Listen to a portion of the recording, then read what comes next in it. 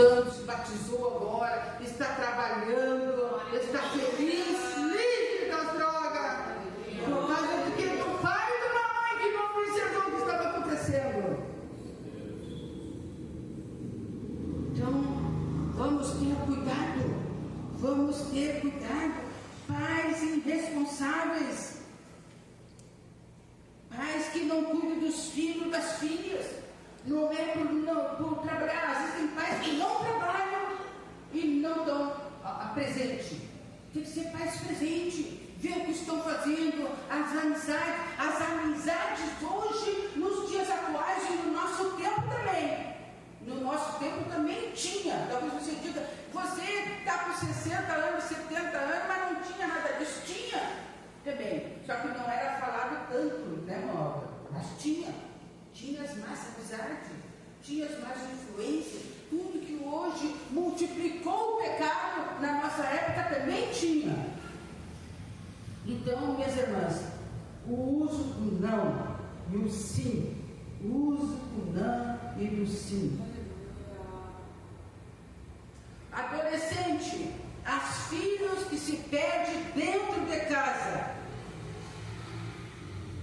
Não descuide dentro da sua casa. Filhos perdidos como essa menina dentro da sua casa.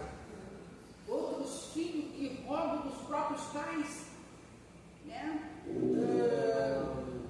Ter cuidado, filhos que se perdem. Quantos filhos que roubam dos próprios pais?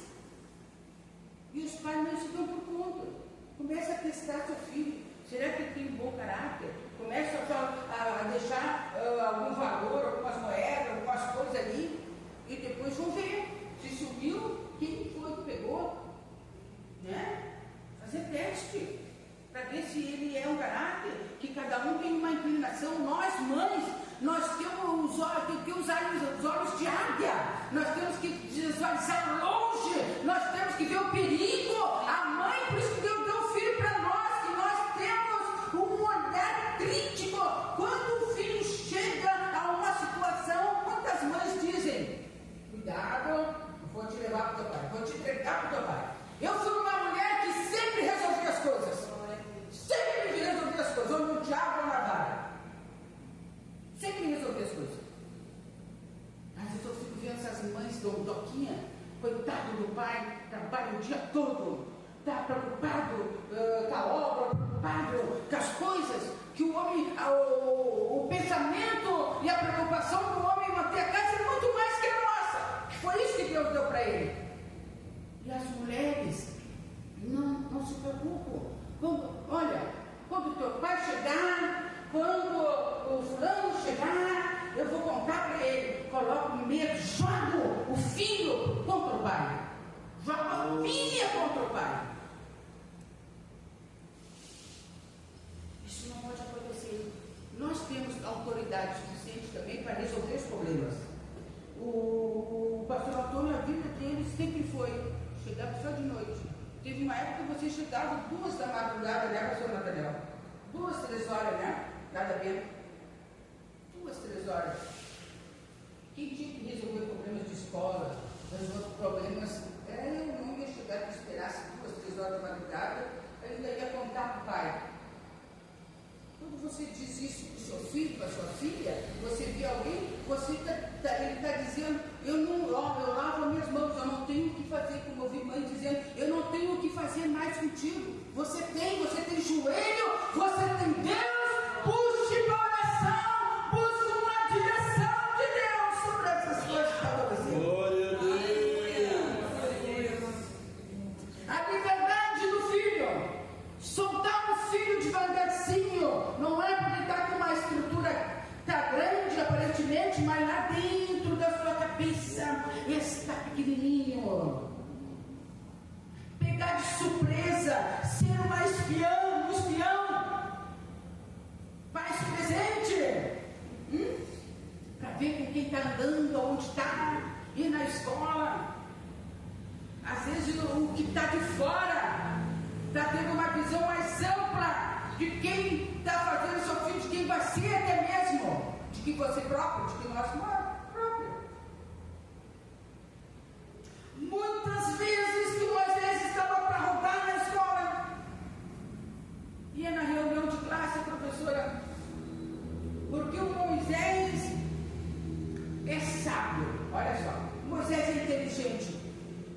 que ele não está nem aí, só quer bagunçar. Aí, estudando, e aí eu falava para ela, tá, professor, eu sabe com Moisés.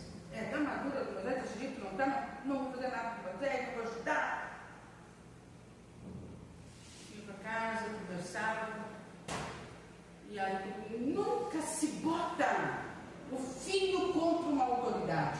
Nunca se bota uma filha contra a autoridade. Pode estar errado. Se estiver errado, Deus vai dar um jeito. Deus vai dar um jeito. Mas nunca se bota filho contra líder, filho contra pastor, contra irmão, contra porteiro, contra o pai, contra a mãe. Isso a gente não se faz.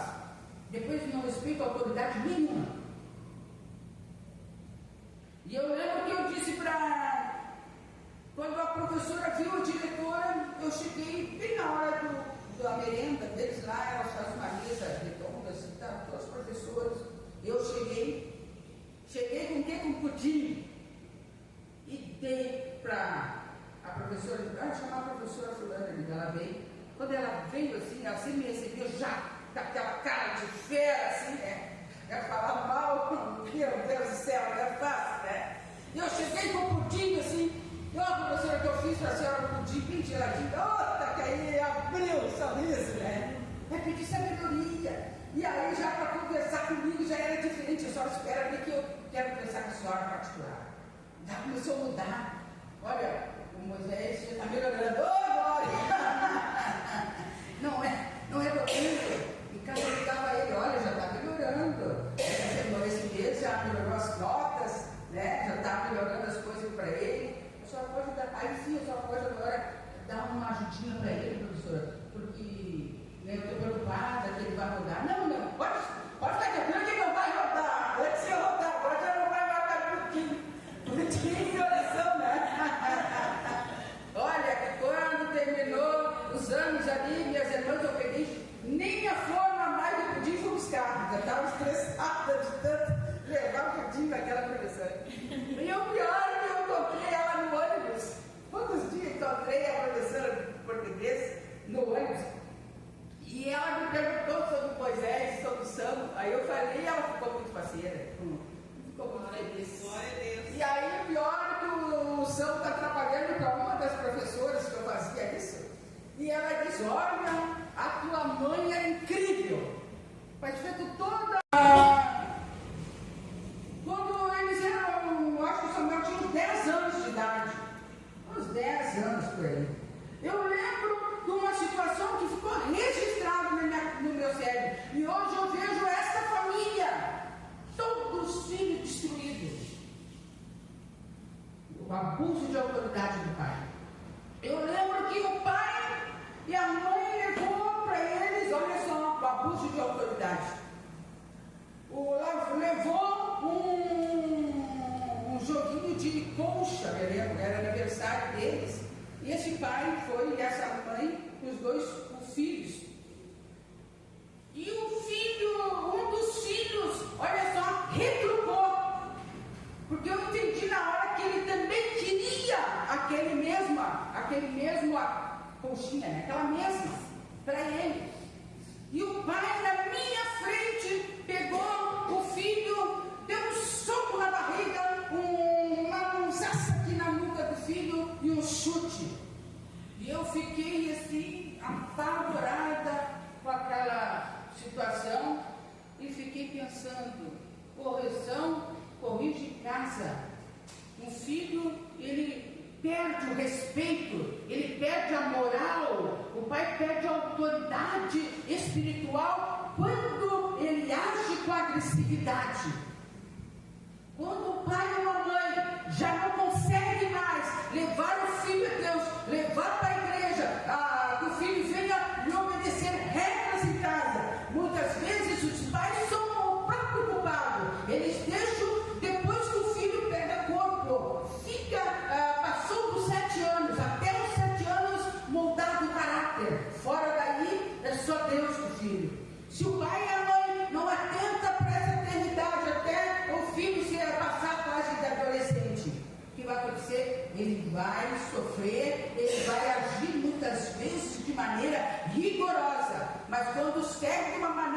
rigorosa, ele perde a autoridade espiritual, ele entra na carne e Deus não pode agir, mas que nós possamos agir pelo Espírito Santo de Deus. Aleluia.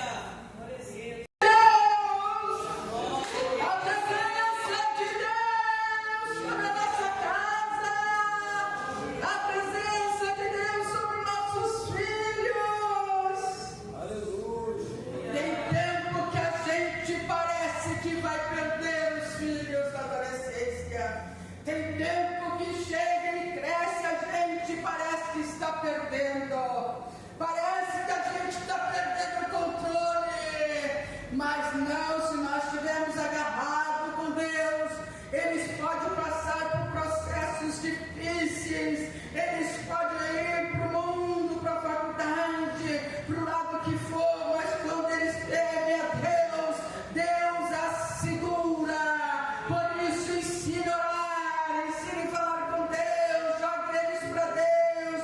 Não tenha preguiça de andar com teu filho ou tua filha. A responsabilidade é nossa, é uma grande responsabilidade que temos